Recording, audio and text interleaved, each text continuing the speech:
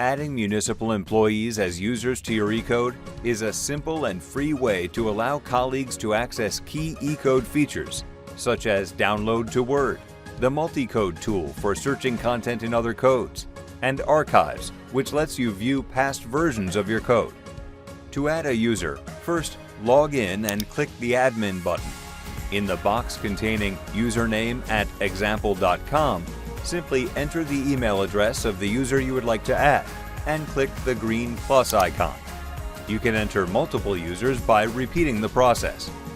The email address you have entered will now appear in bold type. This indicates that an email has been sent to the person you've selected.